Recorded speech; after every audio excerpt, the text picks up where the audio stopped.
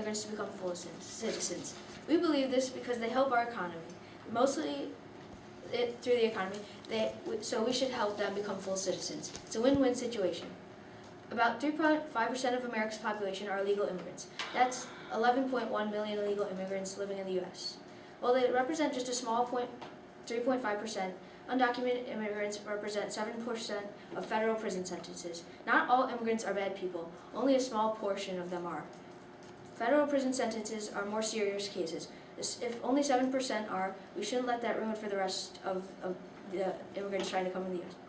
There are many immigrants trying to come here legally who are trying to follow the rules, and those illegal immigrants have already broken the law. Okay, well, if there's 4.4 million people waiting to get in the U.S. If they tried to come in legally, it would take years or even decades. They only give out 55,000 green cards per year for the lottery of immigrants. Like you said, there's a lot of people trying to come into the country, but there's also a lot of people coming here illegally. So saying that people can come here illegally just because the line is so long is like saying you can skip line. It's essentially the same thing. The problem is though, it's just the line can take forever. It's just not easy for them to wait years or even decades to come into the U.S. The green cards aren't given out to many people. They give them out, they're only given to people who have immediate family members in the U.S., are employed with an American business, or have a refugee or asylum status. For all the immigrants who don't have connections to the U.S., it takes years or even decades. They only give out 55,000 green cards per year for random people. Illegal immigrants even help out ordinary consumers. Undocumented workers get paid less in low-skilled positions, which cuts the cost of production and leads for lower prices for American consumers. In industries such as restaurants, agriculture, produce, and construction, immigrants make the prices lower. The immigrants take the lower-paying jobs that U.S. workers don't want to. You may be thinking that immigrants can cause a decrease in wage for native workers or make jobs less available, but really the opposite is true. Immigrants help increase jobs because they lower wages because they spend their money that they make on American products, which lowers the prices for American citizens. For example, they have to rent apartments, eat food, get haircuts, and buy cell phones. That means there should be more jobs for building apartments, selling their food, giving them haircuts, and dispatching the trucks that move those phones. Yes? You can't technically rent an apartment or have a house or anything without a social security number, and illegal immigrants don't have those. Well, they still earn money from their jobs, and they spend that money on U.S. Products. And immigrants who live in big families spend even more money. And that immigrants also pay taxes. They pay sales tax and property tax if they own houses or rent apartments. Just because they're immigrants doesn't mean they don't pay taxes. At least one member of the family is legal, and they still can buy properties. The fact of the matter is that if we try to deport all illegal immigrants, it's just not a plausible option.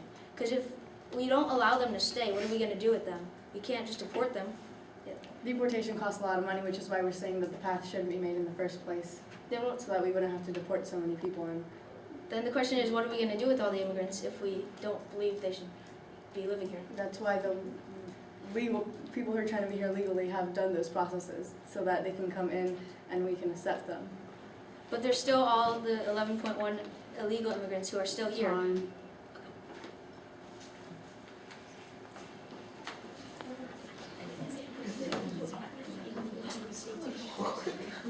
Yeah. So we should go ahead.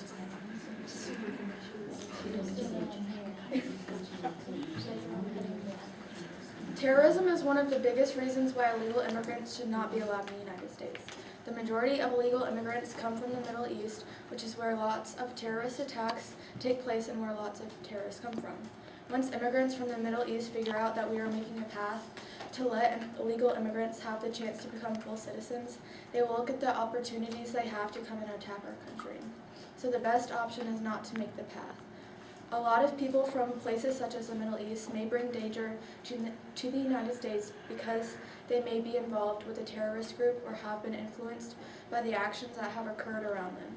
According to politicians, many refugees, especially from Syria, are a major threat to our national security.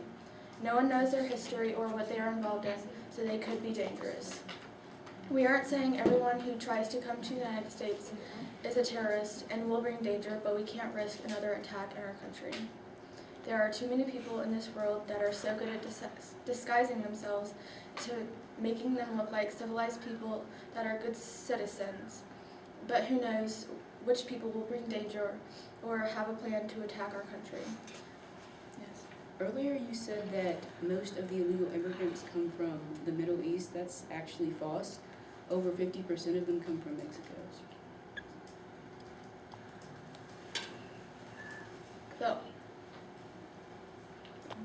The only way to prevent this from happening is not to create the path so we can keep everyone in our country safe from any harm. Terrorism is a major problem going on in the world today, and we can't have the majority of it happening in the United States. It is a threat to our whole country because you never know when something might happen. It is too great of a risk, and we should not take the chance. People nowadays have no idea when an attack might come. No one knew ISIS was going to attack Paris, and no one knew Osama bin Laden had a plan to attack the Twin Towers. Although the majority didn't come. Yes? Osama bin Laden wasn't a U.S. citizen. He attacked from his own country. So do you think that we should not let any of the immigrants in?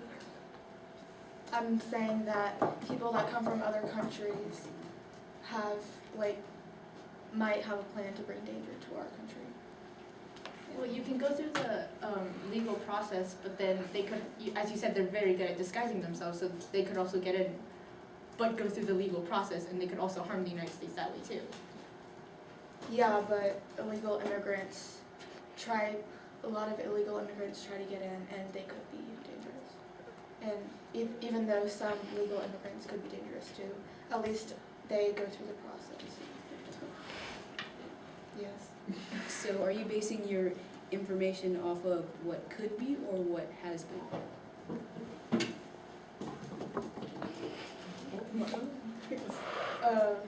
Both.